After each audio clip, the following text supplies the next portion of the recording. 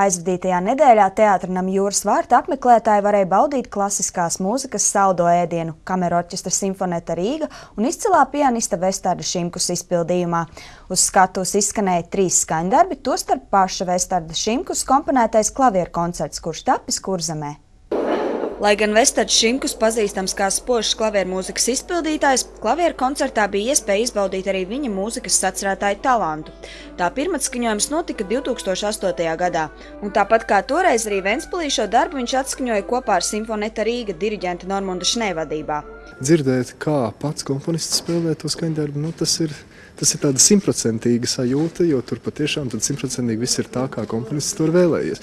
Diemžēl mūsdienās Beethovens nav vairs starp mums un nevar, piemēram, mums spēlēt savu mūziku tā, kā viņš to būtu iedomājies. Tādēļ mēs nevaram īsti uzminēt, kā tad viņš to mūziku bija iztēlojies savukārt. Kad es spēlēju savu mūziku, tas tiešām ir tā, kā es to esmu iztēlojies. Vestardam Šimkus uzstāšanās Ventspilī rada īpašas sajūtas, jo šeit viņš ir kā savējais. Pianists ir kurzemnieks, arī viņa tēvs šeit ir mācījies, un Ventspils ir tā vieta, kur viņš labprāt pavada laiku arī ārpus koncertiem, lai atpūstos. Šeit spēlēt ir īpaši bauda arī, tāpēc, ka te ir patiešām viens no vislabākajiem klavieriem, uz kādām jebkad es esmu spēlējis, un līdz ar to, protams, spēlējot skatuves ir tāda ļoti, ļoti īpaša sajūta.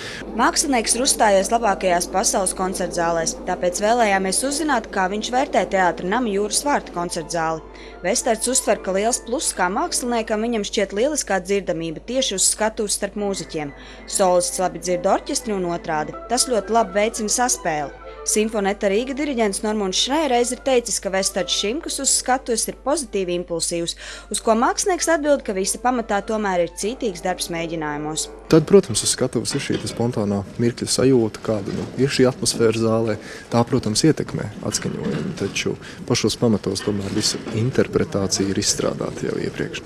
Izcilajam pianistam ļoti tuva ir daba. Diemžēl pa Ventspilu viņam neizdevās šoreiz pastaigāt, tomēr labākās atpūtas vietas viņam ir zināmas. Vestards ļoti mīl Kurzemes dabu. Gar Ventspils pludmali es esmu diezgan daudz staigājis, taču šodien, diemžēl, laika neatlika pirms koncerta. Tam laiks arī nav īsti pavasarīgs, diemžēl. Taču, protams, ka daba man ļoti patīk, un Ventspils pludmali es apmeklēju ļoti bieži, sevišķi vasarā. Vēl arī mans klavieru koncerts, ko šovakar atskaņoju, ir iedvesmots tieši no Kurzemes ainavas, no Kurzemes dabas. Tas ir tapis Kurzemē un staigājoties pa Kurzemes mežiem. Līdz ar to tā ir ļoti šīs vietas mūzika. Gita Mārtiņsone, Kristaps Priede, Andrejs Kulīgins, Kurzemes televīzija.